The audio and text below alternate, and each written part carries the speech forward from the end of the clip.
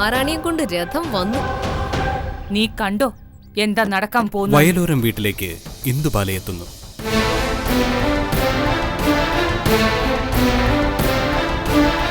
പക്ഷേ കടം വീട്ടാതെ ഇന്ദുബാലയെ വീട്ടിനകത്തേക്ക് കയറ്റില്ലെന്ന നിലപാടുമായി ജലജ. നിന്റെ ഈ കെട്ടിയവനായ ഗതികെട്ടവൻ ഞങ്ങൾക്ക് തരാനുള്ള കടം വീട്ടണം.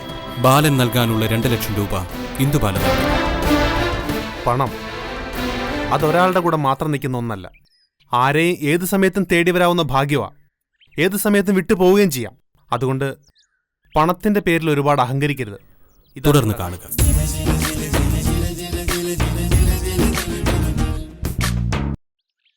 അന്തസ്സുള്ള ഏത് ജോലി ചെയ്തും നമ്മൾ കടം വീട്ടും. അതിലൊരു നാണക്കേടിന്റെ ആവശ്യമില്ല. ആരിൽ നിന്ന് മുഖം ഒളിപ്പിക്കുകയും വേണ്ട. ആദ്യ ദിവസം തന്നെ ഞാൻ ഇന്ദുവിന്റെ കടക്കാരനായല്ലേ? വീടിന്റെ കടം വീട്ടിയതാണോ ചന്ദ്രേട്ടൻ ഉദ്ദേശിക്കുന്നത്? അതെന്റെ കടമയല്ലേ. അതിനെ ഒരു കടവായിട്ടൊന്നും ചിന്തിക്കില്ല ചന്ദ്രേട്ടൻ. അതെ, നിങ്ങൾ ബാധിച്ചുവാണോ? ഞാനും ബാധിച്ചാറുണ്ടേ.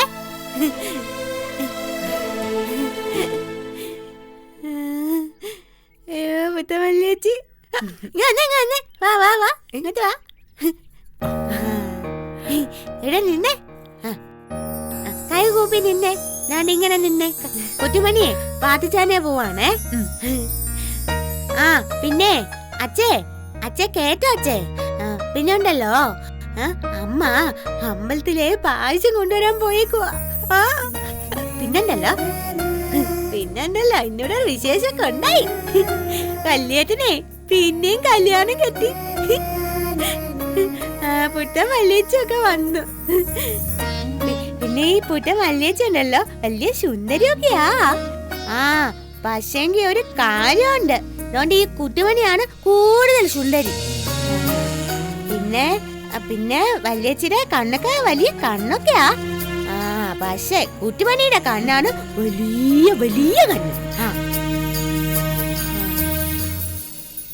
അച്ഛേ പിന്നെ ഉണ്ടല്ലോ അച്ഛേ, പുത്ത വല്യച്ഛ കാണാനായിട്ട് എന്നാ വരണേ?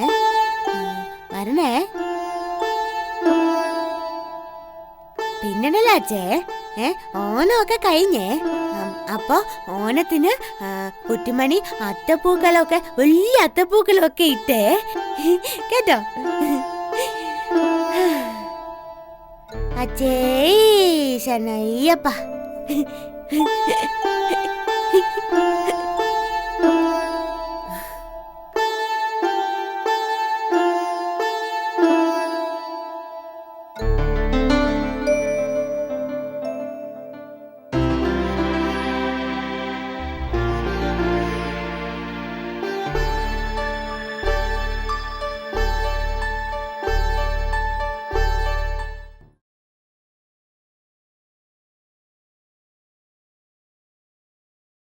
ആഹാ, നീ എന്നതാടാ ചെറുക്ക ഇവിടെ വന്ന് നിൽക്കുന്നത്? ഓ ചുമ്മാ. ആഹാ, എന്തോന്ന് ചുമ്മാ? ഒരു പെണ്ണിനെ കെട്ടിക്കൊണ്ട് വന്നിട്ട് അതിനെ ഒറ്റയ്ക്കിരുത്തിയിട്ട് നീ ഇങ്ങനെ മാറി നിൽക്കുന്നത് എന്നാത്തിനാ? അമ്മ ഇവിടെ ഇല്ലെന്നോർക്കുമ്പോ. ആർക്കാടാ ആ കാര്യത്തിൽ ദണ്ണമില്ലാത്തത്?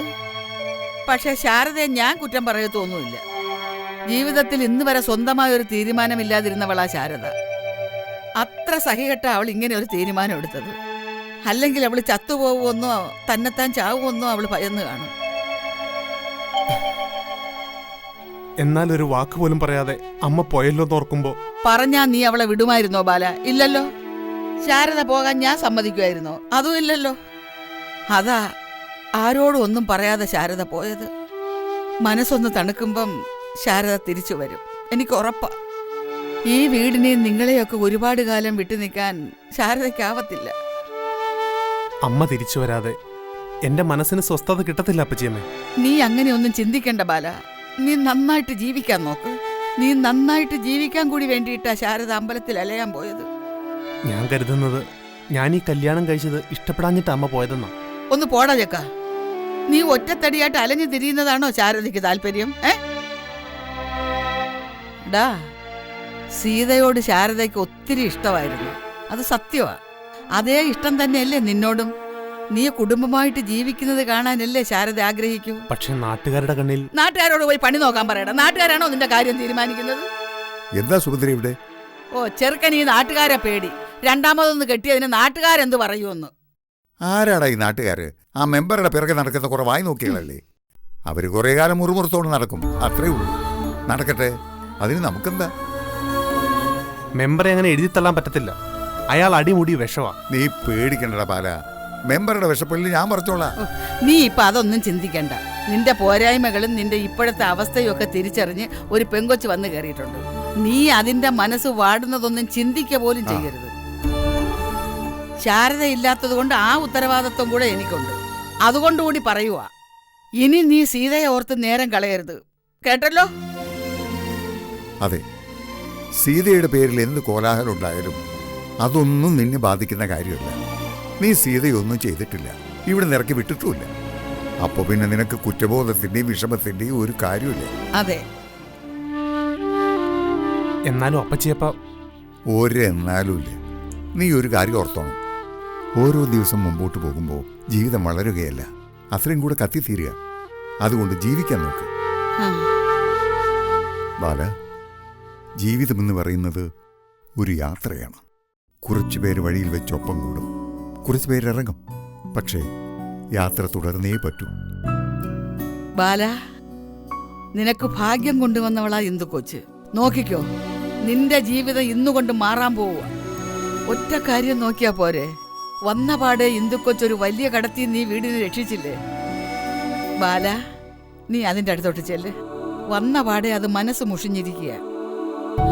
ചെല്ലുമോനെ.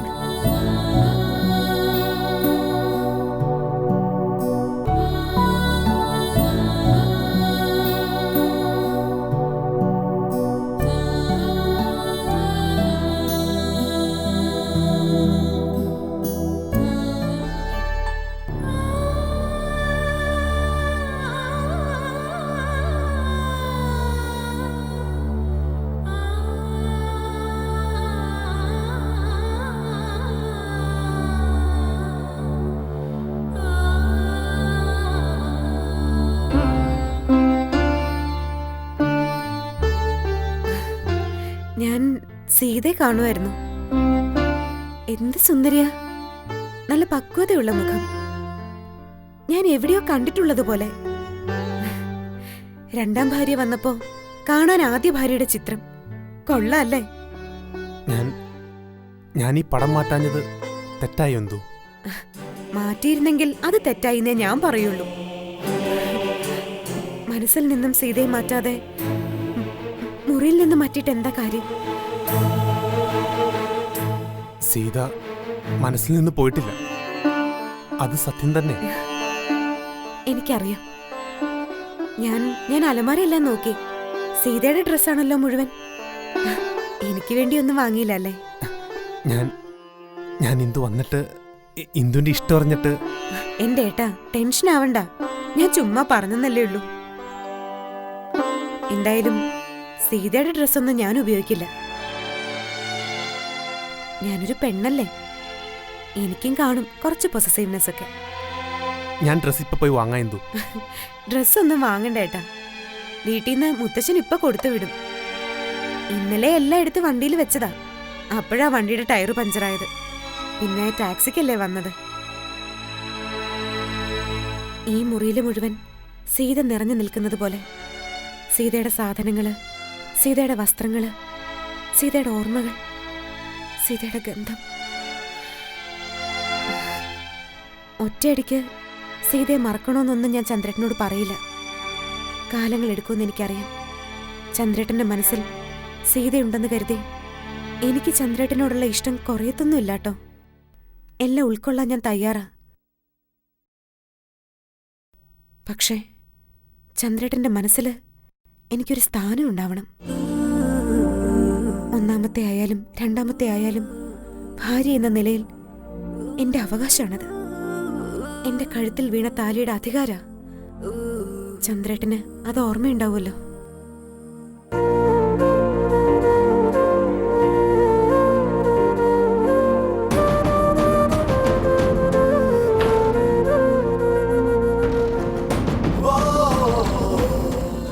മോളെ ഇങ്ങനെ വായണ്ട് പുതിയ വലിയച്ചേ. ഞാനേ കൊണ്ടുവരുന്ന ഇവിടെ എല്ലാം കാണിച്ചു തരാവേ. എന്റെ കുട്ടിമണി, ഞാൻ ഇവിടെ എല്ലാം കണ്ടതാ. അല്ല വലിയച്ചേ നടന്ന് നടന്ന് ക്ഷീണിച്ചോ? എങ്കിലേ നമുക്ക് ചാണ്ട അവിടെ ഇരിച്ചാവേ. അവിടെ ഇരിച്ചാ ഇങ്ങോട്ട് അവിടെ ഇരുന്നോ? ആമാ എന്റെ അമ്മോ. വലിയച്ചേ ഞാനുണ്ടല്ലോ, ഞാനൊരു പാട്ട് പാടി കേൾപ്പിക്കാവേ. കുട്ടിമണി പാടൂ. പിന്നെ ഞാനുണ്ടല്ലോ ഞാനുണ്ടല്ലോ പറയൂ കുട്ടിമണി. ഈ ഞാനുണ്ടല്ലോ ഞാൻ ഒരു ഭയങ്കര പാട്ടുകാരിയാ. ആണോ? ആണോന്നോ? ഞാൻ പാട്ടും പാടും, പിന്നെ പിന്നെ നിത്രം. എന്ത്? ഓ ഈ നിത്രം. എന്താ കുട്ടിമണി? ഓ എനിക്ക് വൈ നിത്രോന്ന് ഞാൻ നോയിച്ചോ. ഓ നൃത്തം. അതും അറിയാവോ? ഇപ്പൊ ഞാൻ പാട്ട് പാടി കേൾപ്പിക്കാവേ. പിന്നെ വലിയച്ചി പിന്നെ ഉണ്ടല്ലോ, ഇത് നല്ലൊരു പുതും പാട്ടാണേ. പാട്ടിന്റെ പേരെന്താന്ന് അറിയാവോ? പുലാവി. പുലാവിയോ? അല്ലല്ലല്ല, പൂവാലി പൂവാലി പൂവാലി. അപ്പഴത്തെ വീട്ടിലെ പശുവിന്റെ പേരാ പൂവാലി. ശരി പാട്. പാടാവേ. ശ്രദ്ധിച്ചു കേട്ടോണേ. പാടെന്റെ കുട്ടിമണി. ഞങ്ങൾക്കൊണ്ടൊരു പൂവാലി, പൂവാലുള്ളൊരു പൂവാലി, പുല്ലു നിന്നൊരു പൂവാലി, പാവം പാവം പൂവാലി. തീർന്നില്ല, ശ്വാസം എടുക്കാൻ നിർത്തിയതാ. അത് ഒന്നിച്ച് കൈയടിച്ചാ മതി മൊത്തത്തിൽ. പാല് ചെറുത്തും പൂവാലി, പാല് ഉലുക്കും പൂവാലി, കൊമ്പുള്ളൊരു പൂവാലി, പാവം പാവം പൂവാലി.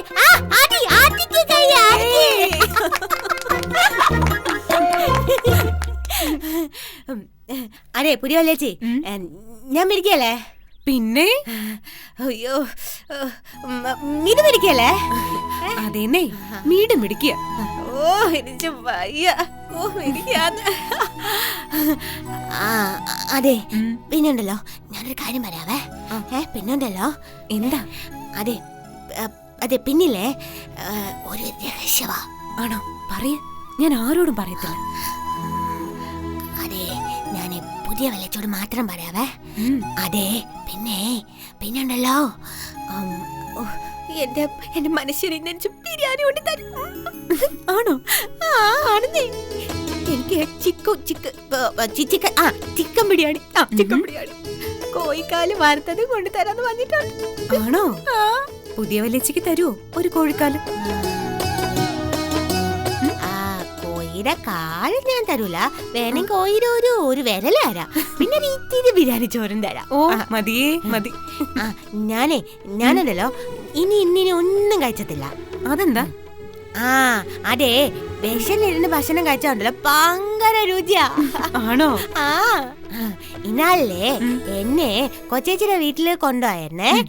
അന്നേരം ഉണ്ടല്ലോ ഒത്തിരി നേരം കൂട്ടുമണി വിശന്നിരുന്നായിരുന്നേ. അങ്ങനെ കുറെ നേരം വിശന്നിരുന്നപ്പോ ഉണ്ടല്ലോ ചോറും മീനും എനിക്ക് തന്നേ. ഭയങ്കര രുചിയായിരുന്നപ്പോ. പിന്നെ ഇന്നാളിൽ എന്നെ കാണാണ്ട് പോയായിരുന്നേ. അന്നേരം ഒത്തിരി വിശന്നിരുന്നപ്പോഴാ ഭക്ഷണം കിട്ടിയത്. അപ്പോഴും ഭയങ്കര രുചിയായിരുന്നു. മനുഷ്യൻ ബിരിയാണിയും കൂടി പെട്ടെന്ന് കൂടി വണ്ണം പടിയായിരുന്നു. എന്റെ അമ്മോ, ഓട്ടിട്ട് തന്നെ എനിക്ക് കൊടി ശാച്ചാനും പോയോ.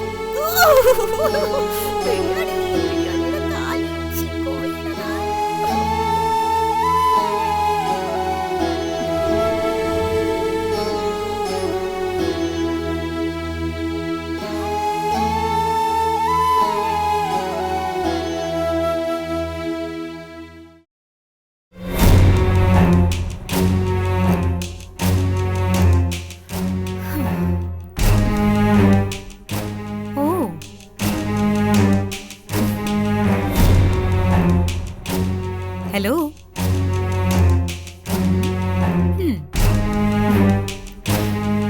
എന്താണ് കണ്ടിട്ട് ഒരു പരിചയമില്ലാത്ത പോലെ നിൽക്കുന്നത്? ഹലോ. അയ്യോ, ഇതെന്തൊരു ഹലോയാ? 1 ക്വിന്റൽ തൂക്കം ഉണ്ടല്ലോ ഈ ഹലോയ്ക്ക്. അതങ്ങനെ. എന്തായാലും നമ്മൾ ഈ വീട്ടിൽ ഒരുമിച്ച് താമസിക്കാൻ പോവാ. അപ്പോ മുഖത്തൊരല്പം കൂടി പുഞ്ചിരിയൊക്കെ ആവാന്നേ. നിങ്ങളോട് ഇത്രയൊക്കെ ചിരിക്കാനേ എനിക്ക് സൗകര്യമുള്ളൂ. കലമോളെ, മോൾക്ക് എന്നെ ഇവിടെ ഇറക്കി വിടണമെന്നൊക്കെ തോന്നുന്നുണ്ടല്ലേ? പക്ഷെ എന്ത് ചെയ്യാം മോളെ, ചന്ദ്രേട്ടന്റെ അതായത് ബാലേട്ടന്റെ ബാധ്യത ഞാൻ അങ്ങ് തീർത്തില്ലേ? അതിന്റെ പേരിൽ നിങ്ങൾ ഒരുപാട് ഞെളിയൊന്നും വേണ്ട. എത്ര കാലം നിങ്ങൾ സഹായിക്കുമെന്ന് എനിക്കൊന്ന് കാണണമല്ലോ. ഒയ്യടാ, ഇതെന്താ കൊച്ചുകുട്ടികളെ പോലെ പിന്നെയും വഴക്കാണല്ലോ. ഒന്നും ഇന്ദുവടുത്തി മോളെ കാണിക്കാൻ വേണ്ടി ചെയ്യുന്നതല്ല. മോൾ ഇന്ദുവടുത്തിക്ക് ഒരു എതിരാളിയേ അല്ല ഒരു തരത്തിലും. സൗന്ദര്യത്തിന്റെ കാര്യത്തിലായാലും പഠിപ്പിന്റെ കാര്യത്തിലായാലും ഒക്കെ ഞാൻ മോൾക്കൊപ്പം തന്നെയാ. പിന്നെ മോൾക്കില്ലാത്ത ഒന്ന് എനിക്കുണ്ട്, വിവരം. ദേ, നിങ്ങൾ വന്ന പാടെ എന്നോട് മലിന് നിന്നാളുണ്ടല്ലോ. അയ്യോ, വഴക്കൊന്നും അല്ലല്ലോ കലമോളെ. പറയാനുള്ള കാര്യങ്ങൾ പറഞ്ഞില്ലെങ്കിലേ ഇന്ദുവടുത്തിക്കുണ്ടല്ലോ ഭയങ്കര ശ്വാസം മുട്ടല. സത്യം, അതുകൊണ്ട് പറഞ്ഞതല്ലേ. മോൾ ഇന്നലെ രാത്രി ഒരുപാടങ്ങ് ബുദ്ധിമുട്ടിയല്ലേ? ആ കണ്ണ് കണ്ടാലറിയാം മോൾ ഒട്ടും ഉറങ്ങിയിട്ടില്ലാന്ന്. മനസ്സിലായില്ല? ഓ, എന്താ കലമോളെ ഇത്? കേൾക്കുന്നത് വരെ രാമായണം വായിച്ചിട്ട് അജ്ഞാത ഫോൺ കോള്, മണിച്ചിത്ര താഴ്, വണ്ടിയുടെ കാറ്റ് കുത്തിവിടല്, വെറൈറ്റി ഓഫ് ആക്ഷൻസ്. നിങ്ങൾക്കെന്താ ഭ്രാന്തുണ്ടോ? ചുമ്മാതെ ഓരോന്നൊന്ന് പറയുന്നു. അതെ, ഉണ്ട്. എനിക്ക് ഭ്രാന്താ. എന്റെ ഭ്രാന്ത് ഞാൻ മാറ്റിക്കോളാം. പക്ഷേ അതിനു മുൻപ് മൊത്തത്തിലൊരു ഷോക്ക് ട്രീറ്റ്മെന്റ് ഞാൻ അങ്ങ് തരും, അതുറപ്പാ. നിങ്ങൾ ഒരു ചുക്കും ചെയ്യില്ല. എങ്ങനെ ഒരു LLB എടുത്ത് ഒരു കറുത്ത കുപ്പായം പൊതച്ചതിന്റെ പേരിൽ അധികം ഞെളിയരുത്. മതികലയുടെ റേഞ്ച് നിങ്ങൾക്ക് അറിയത്തില്ല. ഈ കാണുന്നതൊന്നും അല്ല ഞാൻ. അത് കൃത്യമായി അവക്കറിയാം. നിങ്ങളുടെ ഭർത്താവിന്റെ ആദ്യ ഭാര്യയ്ക്ക് മതികലയോട് കളിച്ച കുപ്പിക്കകത്താക്കഞ്ഞ്. മോളെ മതികളെ, പേടിപ്പിക്കല്ലേ. എന്നെ നിനക്ക് ശരിക്കും അറിയത്തില്ല. എന്റെ ഭർത്താവിന്റെ ആദ്യ ഭാര്യയെ പോലെ അത്ര പാവമല്ല ഞാൻ. അത് നീ മനസ്സിലാക്കിക്കോ. നീ കുപ്പിയാണെങ്കിലേ ഞാൻ കുപ്പിച്ചില്ലാടി. ആ, അപ്പോ അങ്ങനെയാണ് രണ്ടാം ലോക മഹായുദ്ധത്തിന് തുടക്കമായത്. നമുക്ക് രണ്ടുപേർക്കും കൂടി ഒരു മൂന്നാം ലോക മഹായുദ്ധത്തിന് സംയുക്തമായി അങ്ങ് വിളക്ക് കൊളുത്താം. എന്താ? ആ, അപ്പോ എല്ലാം പറഞ്ഞ പോലെ കാണാവേ.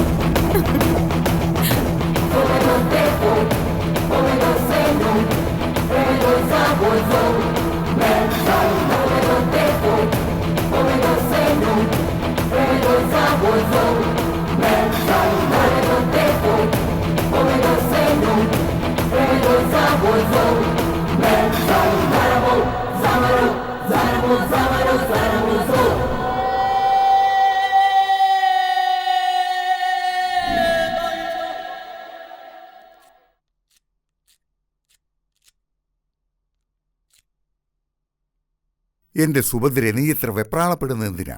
വെണ്ടയ്ക്കയുടെ കൂടെ വിരലും കൂടെ ഒപ്പം മുറിച്ചിടുമല്ലോ. വന്നു കയറിയ പെങ്കൊച്ചിനൊരു നല്ല അത്താഴ സദ്യ കൊടുക്കണ്ടേ മനുഷ്യ? നല്ലതെന്ന വിശേഷണം വേണ്ട, ഉണ്ടാക്കുന്നത് നീയല്ലേ.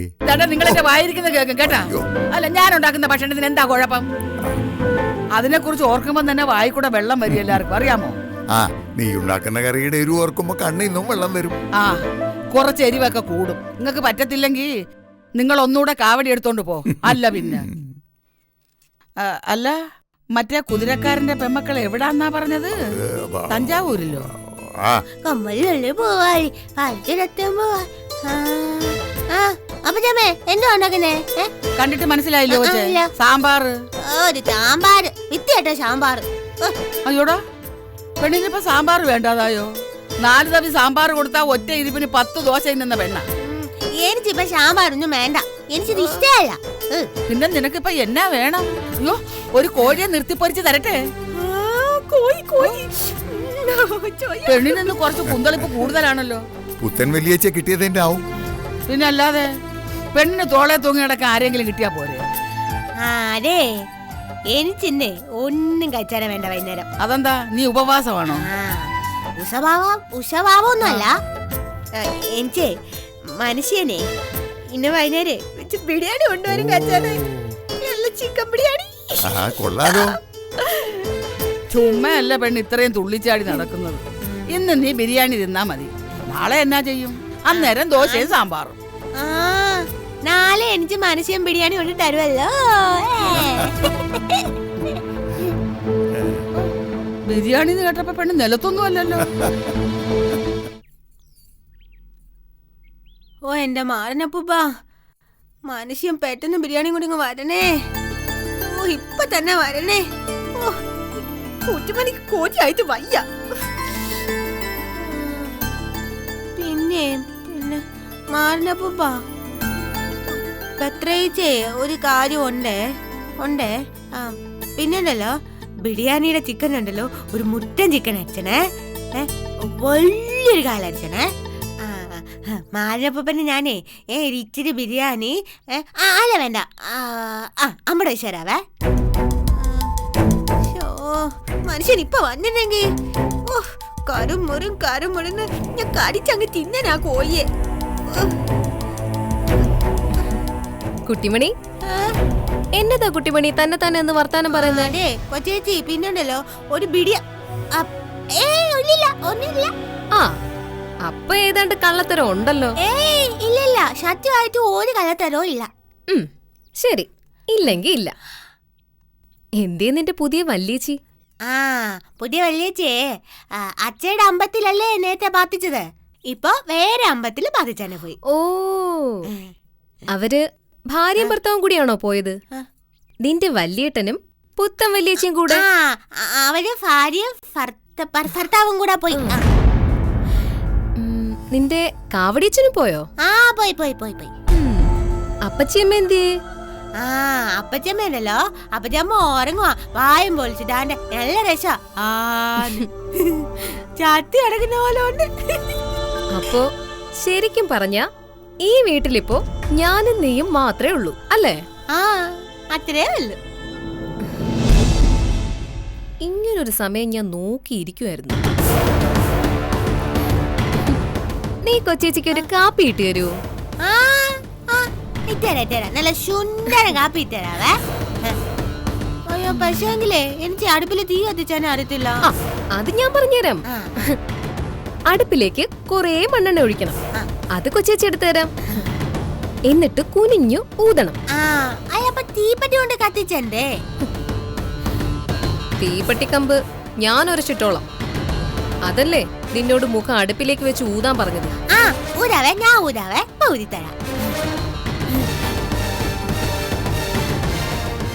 എന്നാ വാ നമുക്ക് കാപ്പി ഇടാം. വരാവേ.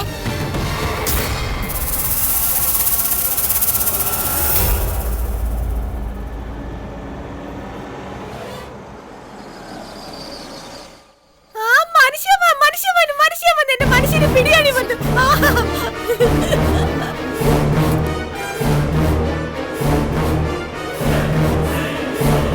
അയ്യോ മനുഷ്യ ബിരിയാണി വാങ്ങിയാ? വാങ്ങിയില്ലേ? വാങ്ങി. ആഹാ, നിന്റെ ഭാര്യ ഇപ്പൊ ബിരിയാണിയാണോ തിന്നുന്നത്? എന്റെ മനുഷ്യ ഇങ്ങോട്ട് താ. ഈ മണത്തിന് തന്നെ എന്നാ രുചിയായിരിച്ചു വയ്യ. മനുഷ്യ ഞാൻ ഇത് ഒന്നേ തിന്നട്ടെ മനുഷ്യ.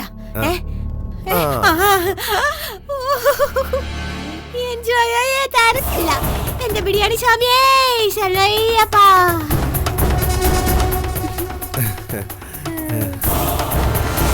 നീ നല്ലൊരു ഭർത്താവാണടാ. ഭാര്യയെ നോക്കിയ ഇങ്ങനെ നോക്കണം. അല്ല, മതിയല്ലേ കുട്ടിമണിക്ക് ബിരിയാണി വാങ്ങിച്ചു കൊടുക്കാൻ പറഞ്ഞത്? മതിയല്ലേ അതിന് കാശ് തന്നത്? ഓ, പറഞ്ഞായിരുന്നല്ലേ, ഞാനതങ്ങ് മറന്നുപോയടാ. ശരി, നീ ചെല്ല്, പോയി വിളമ്പി കൊടുക്ക്. മതി. എന്തോ? മതിയുടെ മനസ്സിലെന്താ? എന്തിനാ കുട്ടിമണിക്ക് ബിരിയാണിയൊക്കെ വാങ്ങിച്ചു കൊടുക്കുന്നേ? അതൊരു വഴിപാടാടാ, ബിരിയാണി വഴിപാട്. എടാ, അറക്കാൻ നിർത്തിയിരിക്കുന്ന മാടിന് പുല്ലും വെള്ളവും കുറച്ച് കൂടുതൽ കൊടുക്കത്തില്ലേ? അങ്ങനെ കരുതിയാ മതി. മതി പ്ലീസ്, കുട്ടിമണിയെ ഒന്നും ചെയ്യരുത്. നമുക്ക് കുട്ടിമണിയെ കൊണ്ടൊരു ശല്യമില്ലല്ലോ. ഉയ്യുടാ, എന്തൊരു അലിവ്. അവളെ ഞാൻ ഒന്നും ചെയ്യില്ല കേട്ടോ. ഞാൻ പറയുന്നതെല്ലാം അതെന്തായാലും വരവണ്ണം തെറ്റാതെ നീ അനുസരിക്കുമെങ്കിൽ. ഞാൻ അനുസരിക്കാൻ. മതി. നീ എന്നെ അനുസരിക്കുന്നിടത്തോളം കാലം ഞാൻ അവളെ ഒന്നും ചെയ്യില്ല. മനുഷ്യ വേഗം വന്നോ, ബിരിയാണി തിന്നാം. ചെല്ലടാ ചെല്ല്. ഞാനും വന്നേക്കാം നിന്റെയൊക്കെ ബിരിയാണി തീറ്റ കാണാൻ. നിക്കാതെ അങ്ങോട്ട് ചെല്ല്. പോ.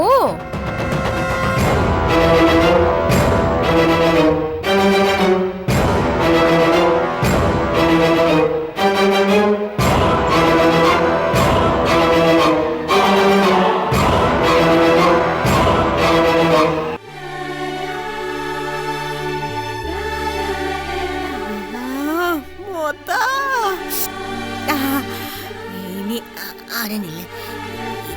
ഇത് അല്ലല്ല. Chicken fry. കുട്ടു മനുഷ്യ ഞാൻ ഇതൊക്കെ ഒന്ന് എടുത്ത് തന്നെ. എനിക്ക് കൂടി വന്നിട്ട് വയ്യ. തരാം തരാം. അതോടെ വേഗം വേഗം. ഡാ, നീ വന്നേടാ. ഇത് കൊടുത്തിട്ട് കൊടുക്കാം. ഞാൻ പറഞ്ഞതുപോലെ നീ ഇങ്ങോട്ട് വാ. കുട്ടു ഞാൻ ഇപ്പൊ വരാമേ.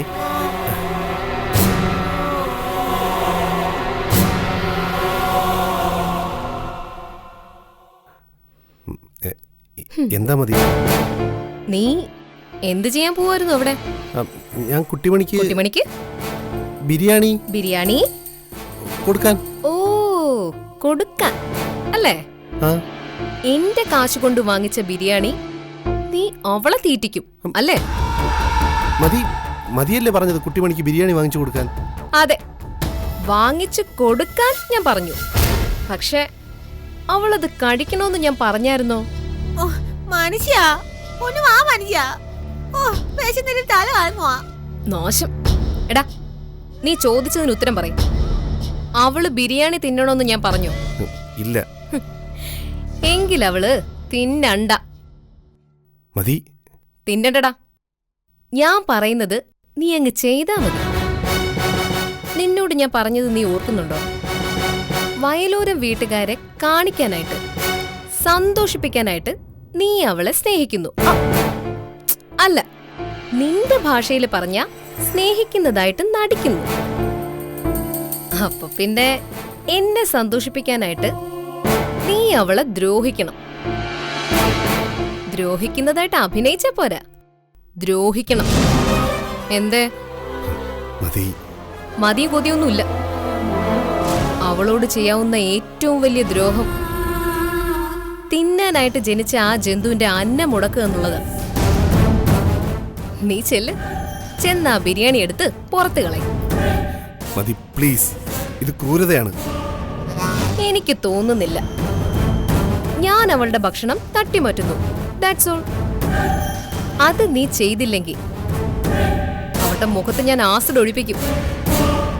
കണ്ണു പൊട്ടി കൂടി ആയാലത്തെ അവസ്ഥ നീ ഒന്ന് ഓർത്ത് നോക്കിയേ. മതി പ്ലീസ്. അവള് എന്തെങ്കിലും കുറച്ച് കഴിച്ചിട്ട് ഞാൻ എടുത്ത് കളഞ്ഞോളാം. പറ്റത്തില്ല. എന്റെ കാശുകൊണ്ട് ഒരു അരിമണി പോലും അവള് കഴിക്കാൻ പാടില്ല. എടുത്ത് കളയണം. മനുഷ്യ ഒന്ന് വാ. കൊടി വന്നിട്ട് വയ്യ. നമുക്ക് പിന്നെ സമ്മാനിക്കാന്നേ. ഒന്ന് വാ മനുഷ്യ. ഇപ്പൊ വേണം നീ ചെന്നത് എടുത്ത് കളയാൻ. ചെല്ലടാ, ചെല്ലൻ. എന്റെ സ്വഭാവം മാറ്റിക്കരുത്. ഞാൻ പറഞ്ഞതുപോലെ നീ ചെയ്തില്ലെങ്കിൽ ഇവളെ മാത്രമല്ല, അർദ്ധ പ്രാണനായി കിടക്കുന്ന നിന്റെ അനിയത്തെ കൂടി ഞാൻ അങ്ങ് തീർക്കും. ചെല്ലടാ, ചെല്ലാൻ.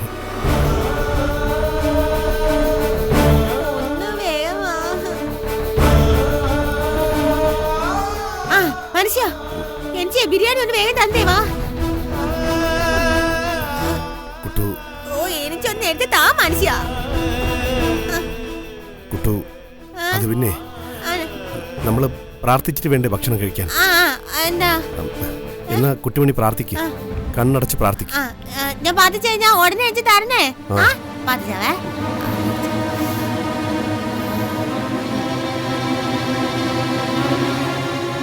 ദൈവമേ, കുട്ടിമണിയെ കാത്തോനെ.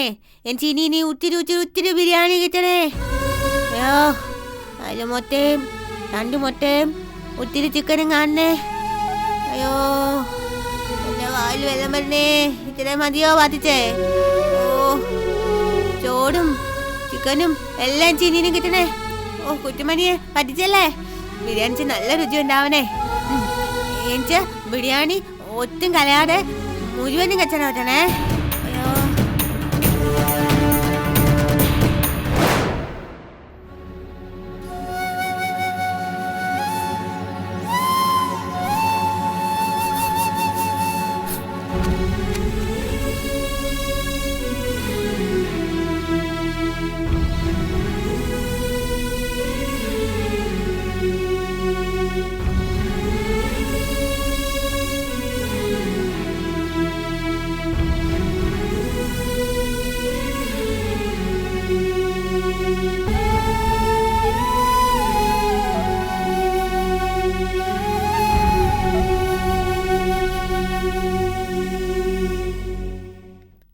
എന്റെ ദൈവമേ, എനിക്ക് വിശന്നിട്ട് വയ്യായേ. ഞാനിനി കഴിച്ചിട്ട് ബാക്കി പാത്തിച്ചോളാവേ. അയ്യോ അയ്യോ എന്റെ ബിരിയാണി. മനുഷ്യ മനുഷ്യ എന്റെ ബിരിയാണി. പിന്നെ കുട്ടു, പിന്നെ ബിരിയാണിക്ക് അതൊരു പാറ്റ് കടന്നു. മനസ്സിൽ ബിരിയാണി എടുത്ത് കളഞ്ഞു. ബിരിയാണി എടുത്ത് കളഞ്ഞോ? എനിക്ക് ഇപ്പം വേണം ബിരിയാണി. എനിക്ക് ഇപ്പം വേണം ബിരിയാണി. ഞാനുണ്ടല്ലോ ബിരിയാണി വേണം വേണം.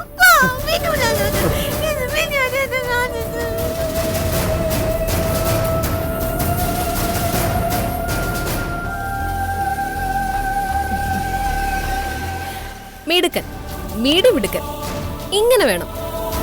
എനിക്ക് സന്തോഷായടാ, എന്റെ മനസ്സ് നിറഞ്ഞു.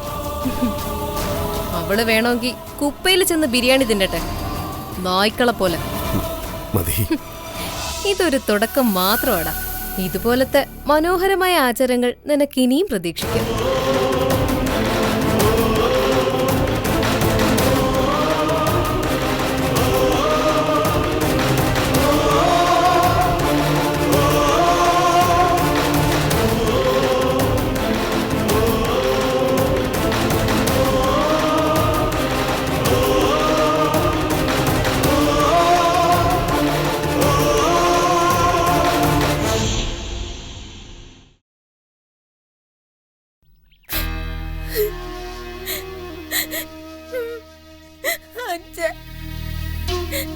അച്ഛൻ കേട്ടോ? അച്ഛൻ കുരുമണിക്ക് ഒത്തിരി ഒത്തിരി ഒത്തിരി സങ്കടമാണ്.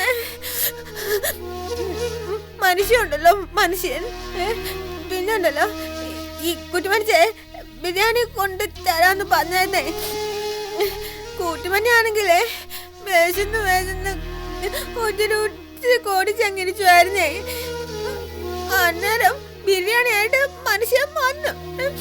പക്ഷെ എനിക്ക് കൂട്ടുമണി തിന്നാൻ തന്നില്ല, തിന്നാനെ തന്നില്ല. ബിരിയാണിക്കകത്തെ പാറ്റ വീണെന്നും പറഞ്ഞേ മനുഷ്യന് അതെടുത്തങ്ങ് കളഞ്ഞത്. എനിക്ക് ബിരിയാണി കിട്ടിയില്ല. ഞാനാണെങ്കിൽ അങ്ങ് ഭയങ്കരമായിട്ട് കോടിച്ചു പോയായിരുന്നു അച്ഛൻ. പാറ്റ വീണെങ്കിൽ എന്നാ, പാറ്റ മാറ്റി വെച്ചിട്ട് ഞാൻ തിന്നായിരുന്നല്ലോ. പക്ഷേങ്കിലേ മനുഷ്യ അതെത്താൻ കളഞ്ഞു. കുട്ടുമണിക്കാണെങ്കിൽ ഉണ്ടല്ലോ ഭയങ്കര ഭയങ്കര ശങ്കരായി.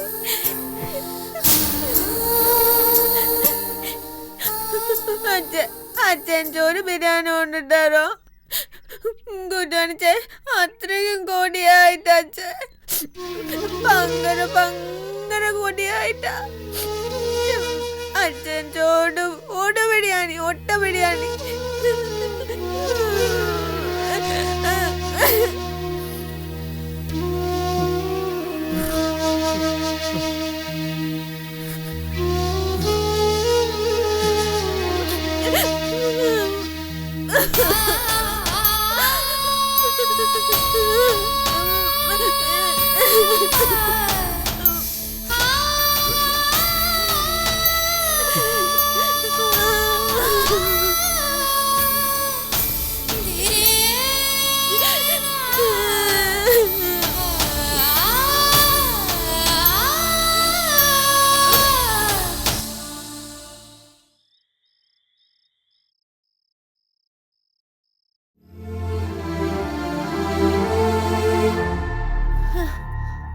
കുട്ടു കുട്ടു അയ്യോ കുട്ടു മനസ്സിനോട് പിണങ്ങിയിരിക്കുകയാണോ? ആ ഞാൻ പിണങ്ങിയിരിച്ചു. മനുഷ്യന് ബിരിയാണി കൊണ്ട് കളഞ്ഞില്ലേ? കുട്ടു ഞാൻ പറഞ്ഞില്ലേ ബിരിയാണിയിൽ ഒരു പാറ്റ ഉണ്ടായിരുന്നു, അതല്ലേ മനസ്സിജൻ? ഞാൻ കണ്ടില്ലല്ലോ ബിരിയാണിയിൽ പാറ്റയൊന്നും. അയ്യോ ഉണ്ടായിരുന്നു കുട്ടിമണി, സത്യമായിട്ടുണ്ടായിരുന്നു. അല്ല അല്ല അല്ല നോണയാ മനുഷ്യൻ പറയുന്ന. എന്റെ പൊന്നു കുട്ടിമണി, നോണയല്ല. കുട്ടിമണി പ്രാർത്ഥിക്കാൻ വേണ്ടി കണ്ണടച്ചിരുന്നില്ലേ? ആ അന്നേരം ആ പാറ്റ വന്നത്. ഞാൻ അതിനെ ദൈവത്തല്ലേ ബാധിച്ചത്, പാറ്റനല്ലോ. പിന്നെ എങ്ങനെയാ പാറ്റ വന്നത്? പാറ്റ വന്നത് പ്രാർത്ഥന കേട്ടിട്ടൊന്നും അല്ല, പിന്നെ ബിരിയാണിയുടെ മണം പിടിച്ചിട്ടാ.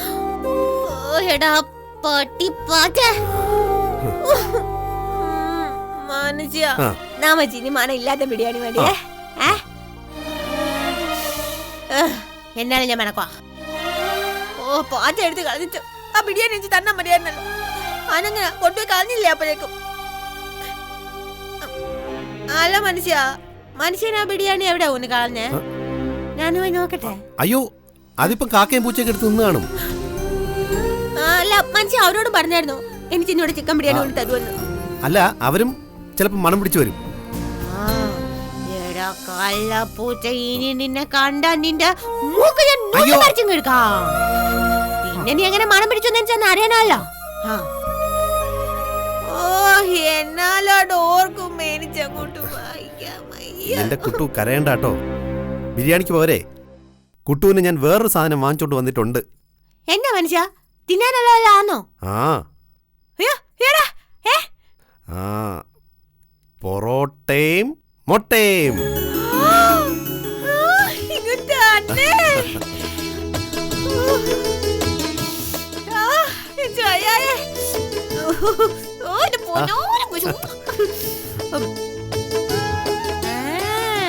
അച്ഛോട് പറഞ്ഞപ്പോഴേ എനിക്ക് അറിയായിരുന്നു എനിക്കിന്ന് ഭക്ഷണം കിട്ടുമെന്ന്. ഇതേ കുട്ടിമണിയുടെ അച്ഛൻ മേടിച്ചു തന്നു വിട്ടതാ. മനുഷ്യ അല്ല പക്ഷെങ്കിലേ ഞാൻ അച്ഛോട് ബിരിയാണി വാങ്ങിച്ചാണല്ലോ പറഞ്ഞേ. അത് കുട്ടിമണിയുടെ അച്ഛൻ ചെന്നപ്പോഴേക്കും കടയിലെ ബിരിയാണിയൊക്കെ തീർന്നു പോയി, അതാ ഇത് വാങ്ങിയത്. ഓ കഷ്ടം. ഇത് എനിക്ക് ഇഷ്ടം തന്നെയാ. ഇനി അച്ഛനോട് ഇത്തിരി നേരത്തെ പോകാൻ പറയണം മനുഷ്യ. പറയാം. മനുഷ്യന് പൊറോട്ടാണോ മനുഷ്യ? വേണമെങ്കിൽ പകുതി ഞാൻ തരാം. പിന്നെ ഈ കളിയിലെ മറ്റൊരു വെള്ളയില്ലേ ആടും ഞാൻ തരാം. പക്ഷെ മഞ്ഞൂണ്ടി എനിക്ക് വേണം, ഞാൻ തരൂല. എന്റെ കുട്ടു കഴിച്ചോ, മുഴുവനും കഴിച്ചോ? ഞാൻ കഴിച്ചിട്ടേ. കഴിച്ചു.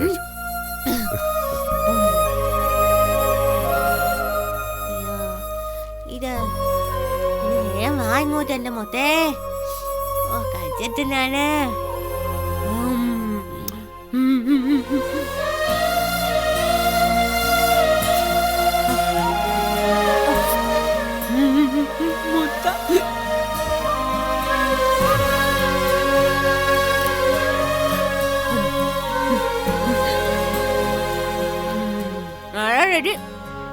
മനുഷ്യനാണോ ശാലം തരാലോ?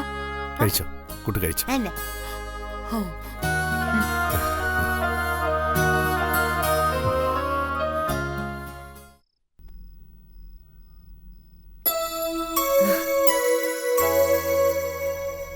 എന്താ ചന്ദ്രേട്ടന്റെ മുഖത്തൊരു വിഷമം പോലെ? ഏയ് ഇല്ല, ഒന്നുമില്ല. ചന്ദ്രേട്ടൻ ഇരിക്കൂ.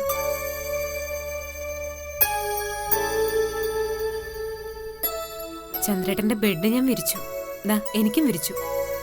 ഉറക്കം വരുന്നെങ്കിൽ ചന്ദ്രേട്ടൻ കിടന്നുറങ്ങിക്കോളൂ, ഇല്ലെങ്കിൽ നമുക്ക് എന്തേലും വർത്തമാനം പറഞ്ഞിരിക്കാം. എന്താ? ഉറക്കം വരുന്നില്ല. ഈ മെത്തെടുത്ത് താഴെയിട്, അല്ലെങ്കിൽ ഇന്ദു കട്ടിൽ കിടക്ക, ഞാൻ താഴെ കിടക്കാം.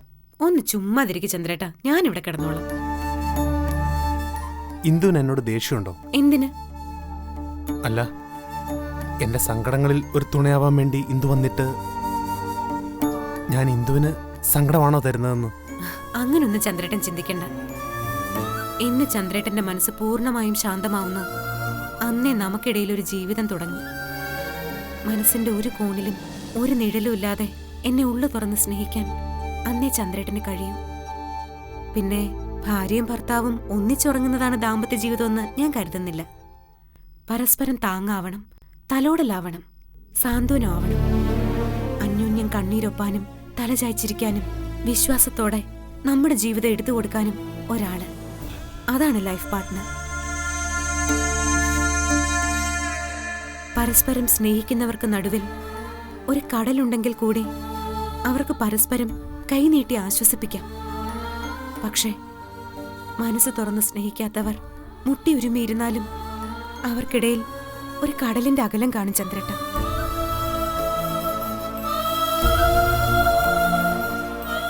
ഇന്ദു പറയുന്നതൊക്കെ എനിക്ക് മനസ്സിലാവുന്നുണ്ട്.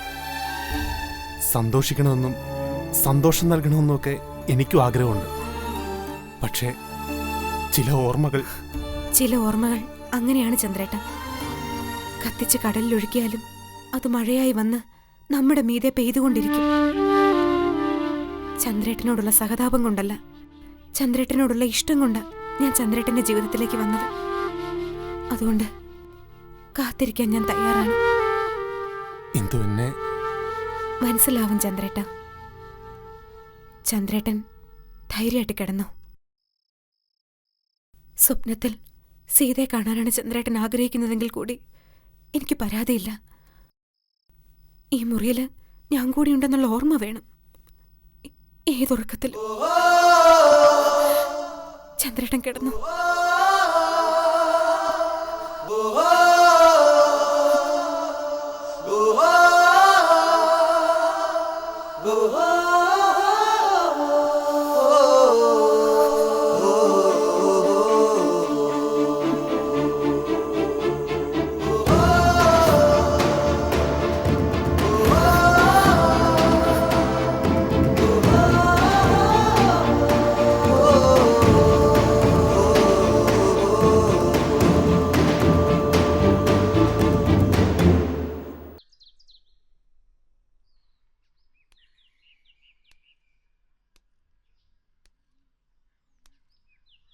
ബാലേട്ടനല്ലേ എന്നെ വിളിച്ച് പറഞ്ഞത് സീതടുത്ത് വരുന്നുണ്ടെന്ന്.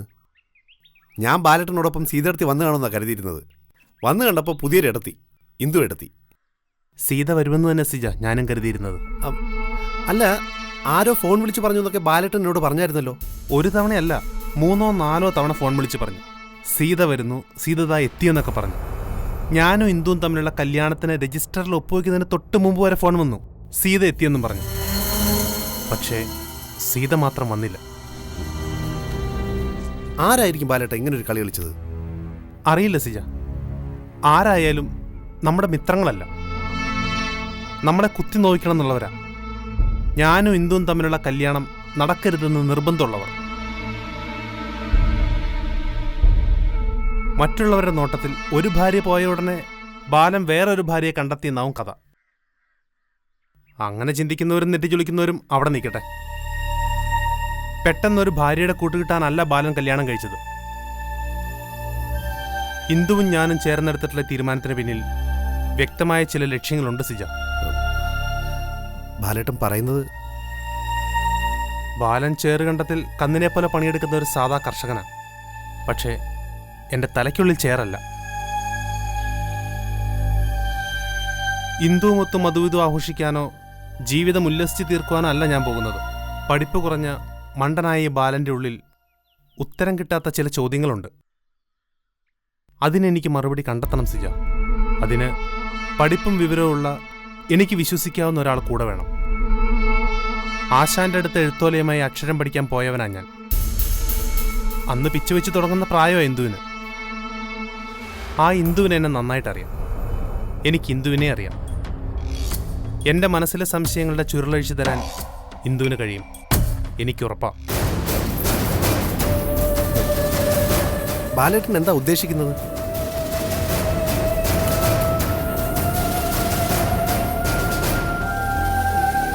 സീതയ്ക്ക് എന്താ സംഭവിച്ചതെന്ന് ഇന്ദുവിലൂടെ ഞാൻ കണ്ടെത്തും.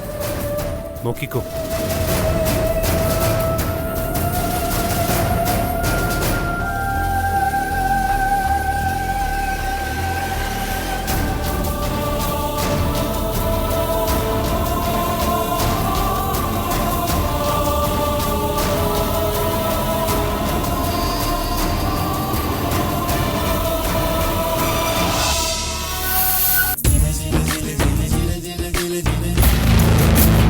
വെട്ടും. എന്നെ ചതിക്കുന്നു എന്ന് തോന്നിയ അവൻ അറിയും ഈ മതി ആരാണെന്ന്. സീതയുടെ അമ്മയും അമ്മാവനും തീരെ പാവങ്ങളാണെന്ന്, സീതയ്ക്ക് എന്താ സംഭവിച്ചതെന്ന് ബാലന് കൃത്യമായിട്ടറിയാം. വയലോരം വീട്ടിൽ ബാലൻ അവളെയും കൊണ്ട് കയറില്ല, അത് ഉറപ്പാ. വിവാഹത്തിനൊരുങ്ങുന്ന ഇന്ദുബാലയുടെ വീട് ആരോ പുറത്തുനിന്ന് പൂട്ടിയിടുന്നു. വാതിലാരോ പുറത്തുനിന്ന് പൂട്ടിയിരിക്കുക മുത്തശ്ശ. അയ്യോ, നമ്മളിനി എന്ത് ചെയ്യും മോളെ? എങ്ങനെ പുറത്തിറങ്ങും? പുറത്തിറങ്ങിയല്ലേ പറ്റൂ. എങ്ങനെങ്കിലും തുറക്കാൻ നോക്കാം. ജലജ മെമ്പറുടെയും ശാന്തയുടെയും സഹായത്തോടെ വിവാഹം മുടക്കാൻ പദ്ധതി തയ്യാറാക്കി. എന്നാ പിന്നെ ഞാൻ കൂടെ. നല്ല പിന്നെ അപ്പോ എല്ലാം നമ്മൾ പറഞ്ഞതുപോലെ. സീതയെ കാത്തിരിക്കുന്നവരുടെ മുന്നിലേക്ക് ഇന്ദുബാല എത്തുന്നു. എനിക്ക് അമ്മയില്ല. ആ സ്ഥാനത്ത് നിന്ന് എന്നെ അനുഗ്രഹിക്കണം. അയ്യോ. വനജയുടെ അനുഗ്രഹം വാങ്ങി ഇന്ദുബാല വിവാഹത്തിനൊരുങ്ങുന്നു. ഇല്ല, ഇവിടെ ഒരു ചടങ്ങും നടക്കില്ല, നടത്തത്തില്ല ഞാൻ. മെമ്പർ വിവാഹം തടയാൻ രജിസ്ട്രാർ ഓഫീസിലെത്തുന്നു.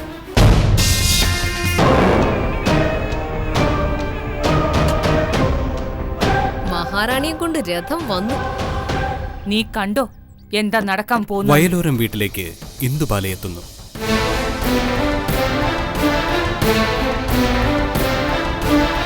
പക്ഷേ കടം വീട്ടാതെ ഇന്ദുബാലയെ വീട്ടിനകത്തേക്ക് കയറ്റില്ലെന്ന നിലപാടുമായി ജലജ. നിന്റെ ഈ കെട്ടിയവനായ ഗതികെട്ടവൻ ഞങ്ങൾക്ക് തരാനുള്ള കടം വീട്ടണം. ബാലൻ നൽകാനുള്ള 2 ലക്ഷം രൂപ ഇന്ദുബാല നൽകി. പണം അതൊരാളുടെ കൂടെ മാത്രം നിൽക്കുന്ന ഒന്നല്ല. ആരെയും ഏത് സമയത്തും തേടി വരാവുന്ന ഭാഗ്യമാ. ഏത് സമയത്തും വിട്ടുപോവുകയും ചെയ്യാം. അതുകൊണ്ട് പണത്തിന്റെ പേരിൽ ഒരുപാട് അഹങ്കരിക്കരുത്.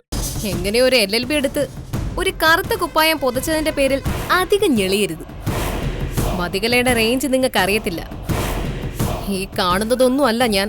മതികലയോട് കളിച്ച കുപ്പിക്കകത്താക്കഞ്ഞ്. നീ കുപ്പിയാണെങ്കിലേ ഞാൻ കുപ്പിച്ചില്ലേ.